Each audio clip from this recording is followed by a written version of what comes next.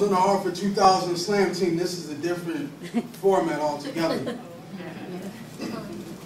But I was sitting back there listening to other poets and stuff, so I wrote this piece called When Dreams Become Life. Can y'all hear me? Yeah. Yep.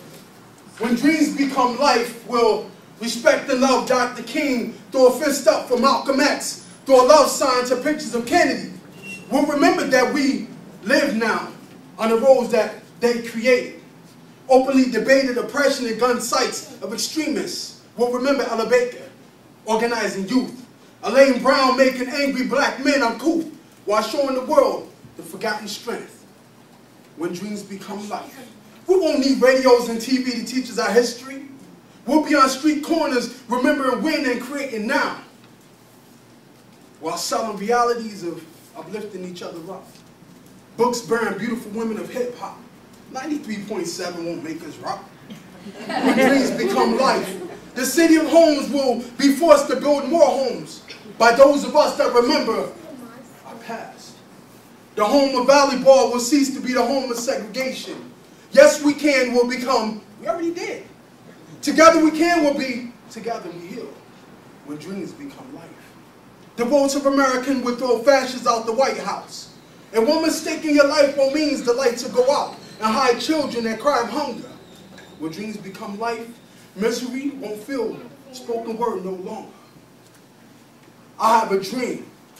I have a dream that love will be felt again. War wouldn't be the defibrillator of our economy. MCs will be leaders instead of rapping parasites feeding on the lost.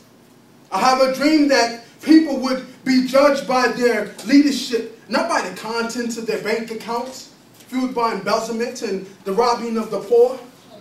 I have a dream that people of all races will fill basements of libraries, creating a platform of understanding as a consequence of transforming frustration of oppression, homelessness, into networks of action, despite our lost points. When dreams become life, our fathers will return, Sharif. Sharif, our fathers will return and will become the fathers that our fathers weren't. When dreams become life, we'll be the leaders of that these so-called leaders are looking for. When dreams become life, it's because we did the work to create the dreams we've been waiting for.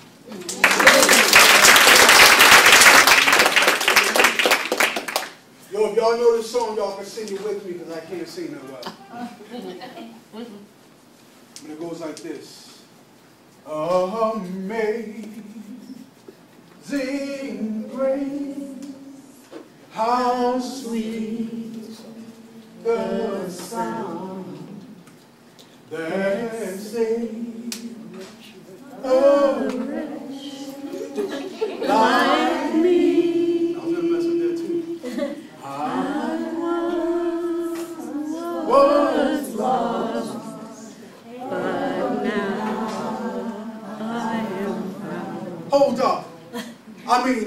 Hold up. How's it that when I walk down the streets, brother, you look at me like you want to blast me, get at me, and sister, when I say hello, you hold your head up like, man. But every Sunday morning we sing this song, Amazing Grace, written by a slave ship captain that brought our people from sea to bloody, bloody sea, but yet you find so many reasons not to respect me. I know that I'm lost, but I know that with your unconditional love that I can be found. And I know that I'm blind, but you just took a moment to teach me. I know that I could come to see. How's it that you came to disrespect me? But yet every Sunday morning we sit in the pews like the one she was talking about and learn from these people that's always looking down upon us. And we gladly sing this song, Amazing Grace, that had no soul to it until the press brought soul to it. How is it that we can't show each other love? And how is it that we can't raise each other up? But yet we can sing this song, Amazing Grace, how sweet the sound. Written by a slave ship captain that raped women, that raped children, that that burned us alive, that took over territories, that took over others, that made it seem like that we're nothing, that made us work billions of dollars in debt, and how dare we ask for reparations? How dare we come up with our own creations and use it to build up our own communities? But yet we respect the man that killed our families. Amazing grace. How about amazing us? Thank you.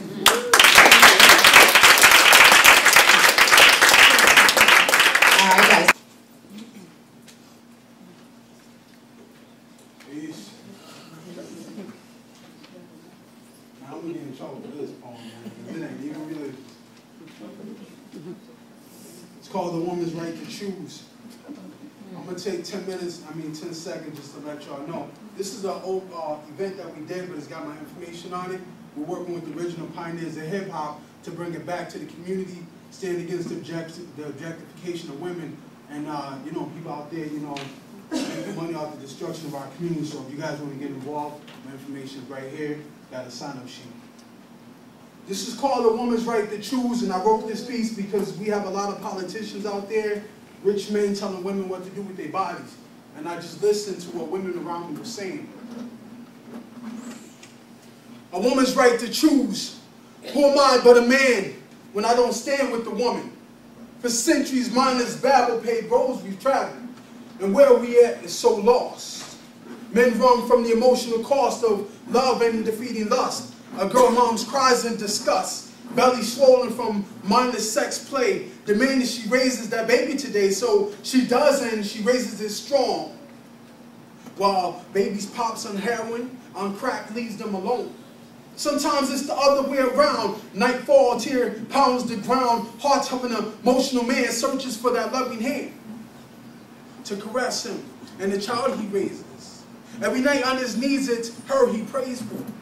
Drugs, prostitution got her caught out. Men and women, soldiers, spiritually knocked out.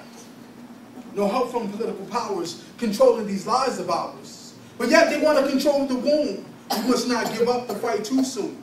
Many fight to raise children in doubt. But what about those raped and left without family, and those who turn their backs? Blaming these women for such terrible acts. Hard enough trying to love self. How can she love somebody else? I heard she can't see how she raises that baby when these men made her life crazy. Men too scared to stand against corrupt politicians, releasing upon women their regression or selfish need for control, like sterilization. I'm going to be bold and tell you about a woman's unheard cry that caused her to die from coat hanger abortions and back alleys, bodies rotten, fetuses the focus of many rallies. I'm not saying that it's right, but if abortion is wrong, then take a great stand.